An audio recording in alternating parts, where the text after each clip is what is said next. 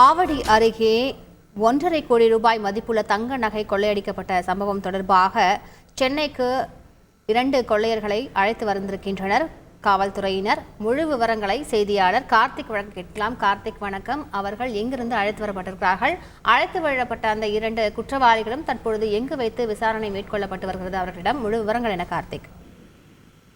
வணக்கம். ஆவடி அடுத்த முக்தா புதுப்பேட்டை எல்லை மன்னன் பகுதியில் வசித்து வருவோர் பிரகாஷ் இவர் கிருஷ்ணா ஜுவல்லரி என்னும் நகைக்கடை நடத்தி வராது. இவரது கடைக்கு கடந்த ஏப்ரல் 15ஆம் தேதி வந்த 4 வடமாநில நபர்கள் பிரகாஷிடம் குப்பையை காட்டி கை காலில் கட்டி போட்டுவிட்டு சுமார் 1.5 கோடி மதிப்புள்ள தங்க வெள்ளி நகைகளை கொள்ளையடித்து காரில் தப்பி சென்றார்கள். இந்த விவகாரத்துல ஆவடி காவல் ஆணையர் சங்கர் தலைமையிலான தனிப்படை போலீசார் ராஜஸ்தானில் கொள்ளையர்கள் 2 பேரை சுற்றி வளைத்து பிடித்தார்கள்.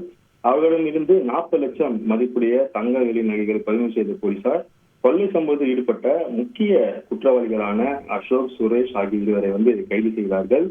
கைது செய்த குற்றவாளிகளை இன்று ரயிலில் சென்னைக்கு விசாரணைக்காக அழைத்து வந்திருக்கிறார்கள். விசாரணையில அவர்கள் முக்தா புதுப்பேட்டை நகைக்கடையில் மட்டும் கொள்ளையடித்து உள்ளார்களா அல்லது வேறு ஏதும் நகைக்கடையில் கொள்ளை சம்பவத்தில் ஈடுபட்டுள்ளார்களா என்பது முழுமையாக தெரிய வரும். மேலும் இவர்களுடன் வேறு யாரும் தொடர்பில் உள்ளார்களா என்ற கோணங்களிலும் போலீசார் தொடர்ந்து நடத்தி வருகின்றனர். போலீசார் குற்றவாளிகளை தற்போது ரகசிய இடத்தில் வைத்து தீவிர விசாரணையானது நடைபெற்று வருகிறது. முன்னதாக நகைக்கடை கொள்ளைக்கு மூளையாக செயல்பட்ட ராஜஸ்தான் மாநிலத்தை சேர்ந்த சோட்டன்ராம், தினேஷ்குமார் ஆகிய 2 பேரை போலீசார் கைது செய்தார்கள்.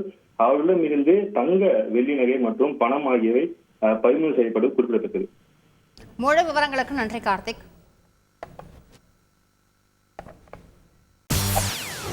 செய்திகளை உடனுக்குடன் தெரிந்து கொள்ள உடனே சப்ஸ்கிரைப் பண்ணுங்க.